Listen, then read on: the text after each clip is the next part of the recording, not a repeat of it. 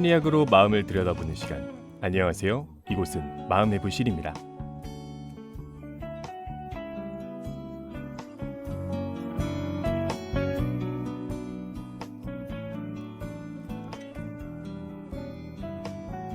하구 여러분 안녕하세요. 마음의 부실에 다시 오신 걸 환영합니다. 저는 지난주에 이어 여러분과 함께 마음을 해부해 나갈 아나운서 전준호입니다. 지난 한 주는 다들 어떻게 보내셨나요? 저는 매일 체력의 한계를 느끼고 있는데요. 특히 지난주 있었던 학과 개강총회에서 그 한계를 실감할 수 있었어요. 예전에는 새로운 사람과 친해지는 과정도 즐겁고 새벽까지 술을 마셔도 다음날 수업에 지장이 가진 않았던 것 같은데 이젠 너무 힘들더라고요. 마지막까지 지칠 줄 모르는 2호학번 새내기 분들의 텐션에 감탄을 금치 못했습니다.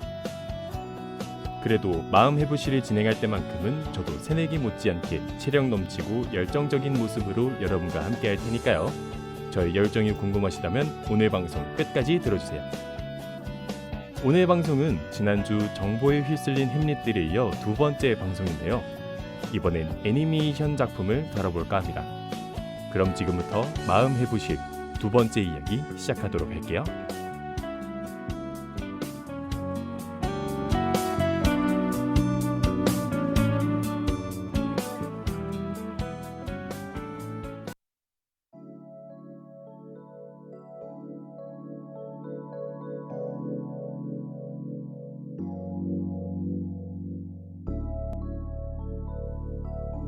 수강 신청 정정도 끝났겠다. 고정된 시간표로 듣는 수업은 어떠셨나요? 저는 전공 수업에서 벌써 과제가 생겨서 바쁜 일상을 보냈는데요. 심지어 교수님께서 갑자기 제게 발표를 시키셔서 어찌나 놀랐는지 몰라요. 저는 평소 강의실 맨 뒷자리에 앉아서 그림자처럼 수업을 듣고 가장 먼저 강의실에서 빠져나가는 사람 중 한 명인데요. 교수님께서 제 이름을 부르시는 순간 심장이 쿵 하고 내려앉는 것 같았습니다.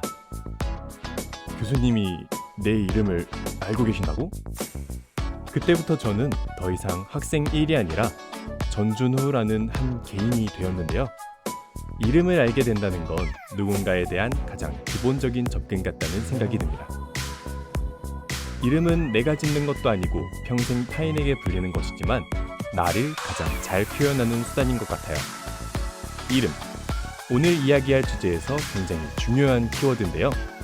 이쯤에서 마음 해부실 두 번째 이야기로 다룰 작품을 공개해볼까 합니다.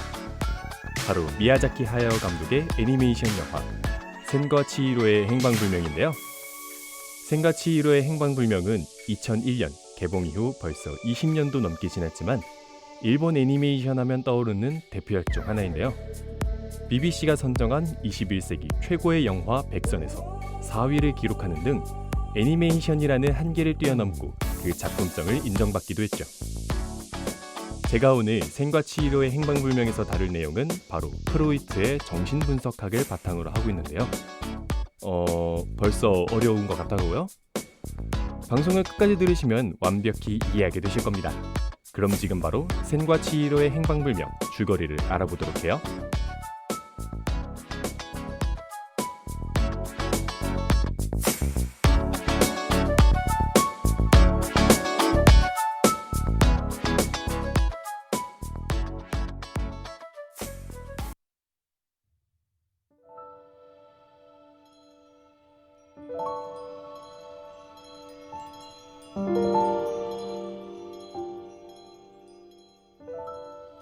영화는 차를 타고 시골로 이산을 떠나는 치히로네 가족을 비추며 시작합니다.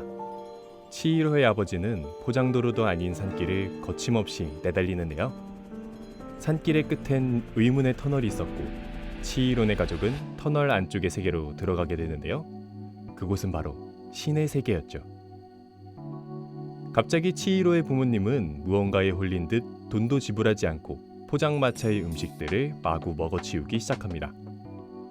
그런 부모님을 뒤로하고 주변을 살피던 치히로는 기묘해 보이는 한 온천장 근처로 다가갑니다.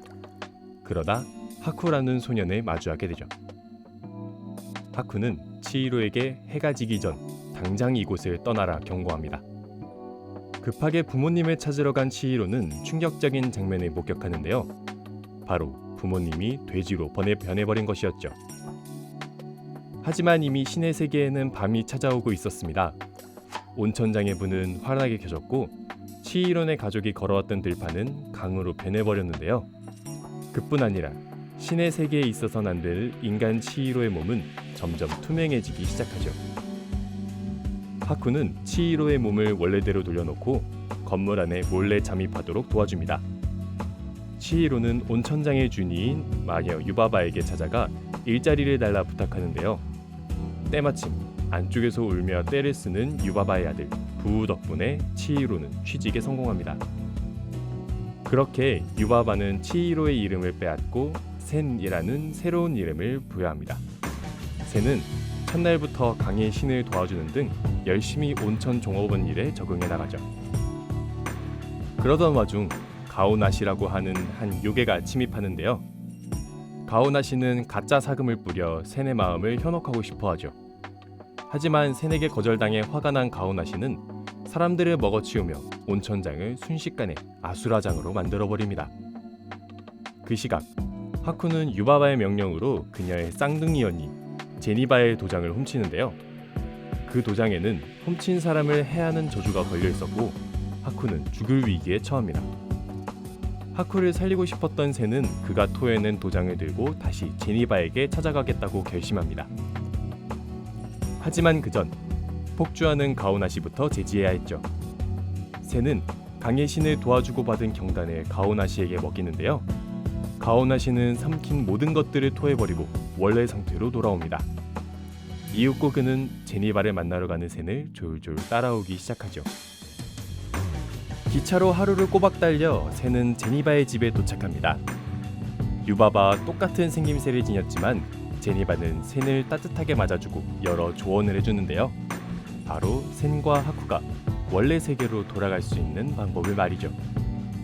이미 하쿠는 자신의 원래 이름을 까먹어버렸기에 센이 하쿠의 본명을 기억하지 못하면 그는 신의 세계에서 탈출할 수 없었는데요.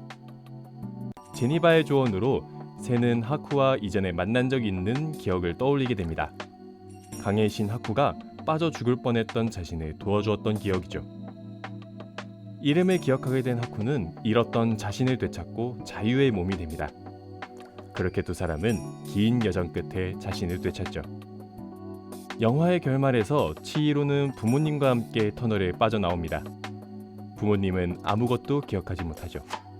과연 치히로도 그럴까요? 그렇게 센과 치히로의 행방불명은 마무리됩니다. 그럼 저희는 도시의 추억 속의 그대 듣고 다시 이야기 나눠보도록 해요.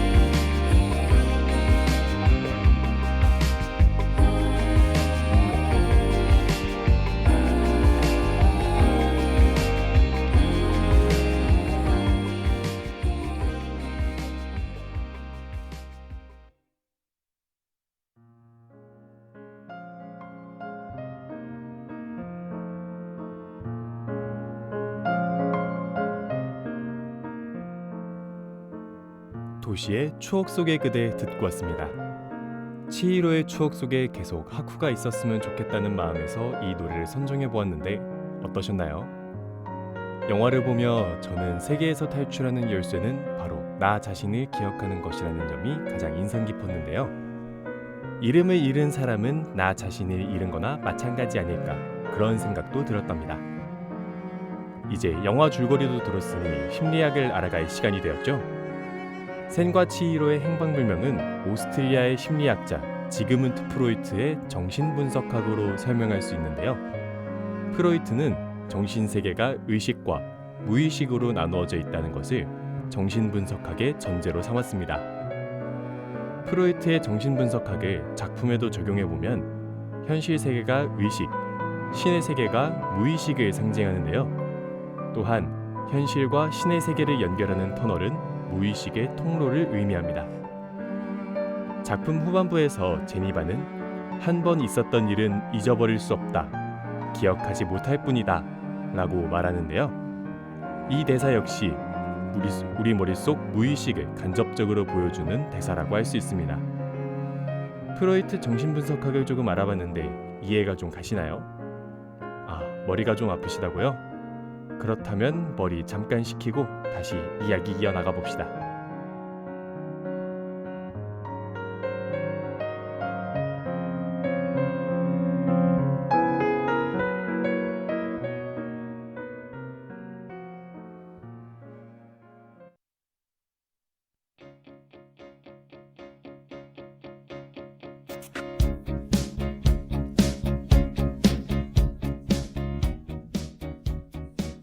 프로이트는 성격을 구성하는 세 가지 요소가 상호작용하여 인간의 행동을 설명한다고 보았는데요.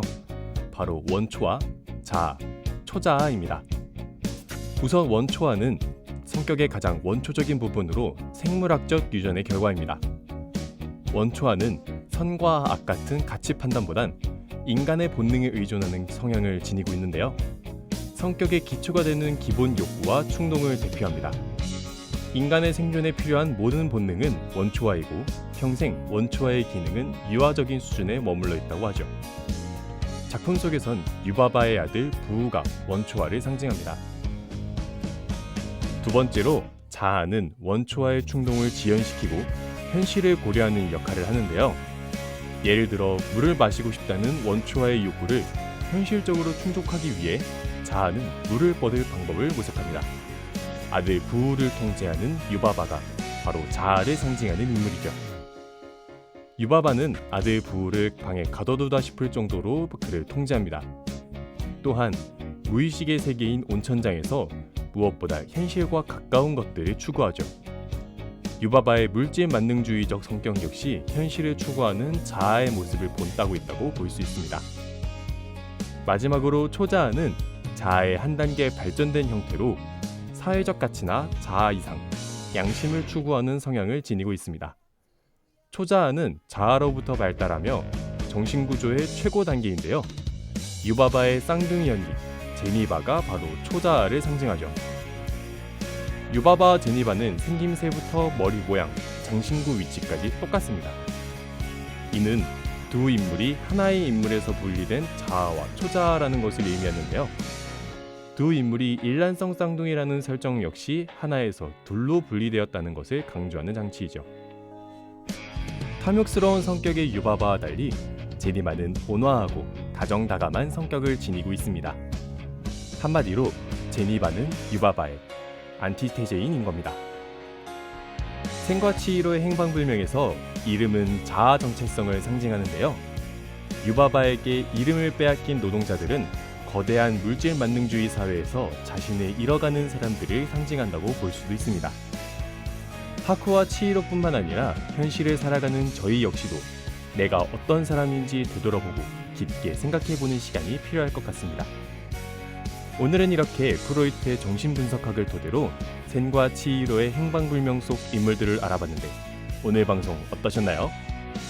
그럼 저희는 원필의 언젠가 봄은 찾아올 거야 듣고 다음 주 꿈과 현실을 구분하지 못하는 남자의 이야기로 다시 만나도록 해요.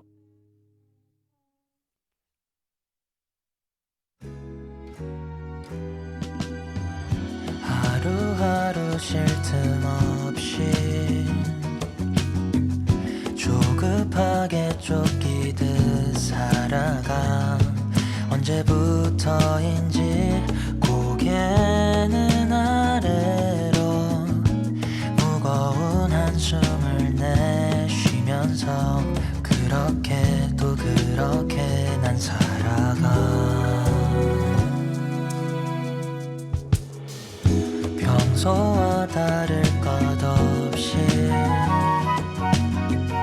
오늘도 날 다그치며 버텨 애써 웃음을 지으며 조금이라도 나아지길 그렇게 또 그렇게 난 살아가. 매일같이 반복되는 하루 끝에 오늘보다 더 나은 내일이 오길.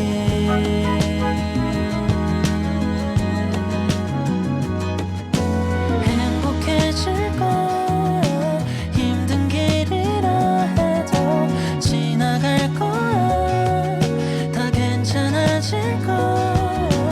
우리 웃어보자.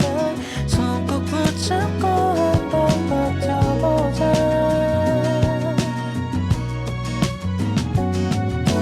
행복해질 거야. 아팠던 상처들 다 잊어버리고 모두 지워버리고 언젠가 봄은 찾아올 거야.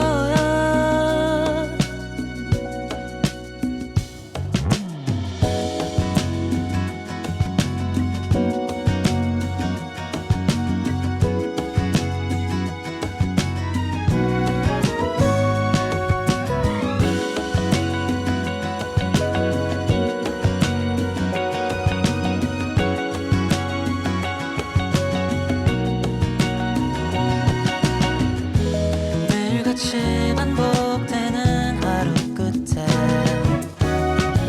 오늘보다 더 나은 내일이 찾아오길. 마음 놓고 웃을 수 있기를. 행복해질 거야. 다 지나갈 거야.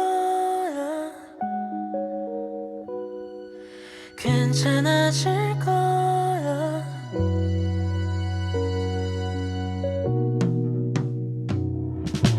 행복해질 거야. 아팠던 상처들 다 잊어버리고 모두 지워버리고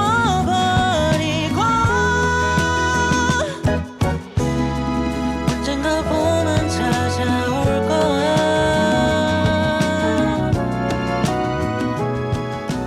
행복해질 거야.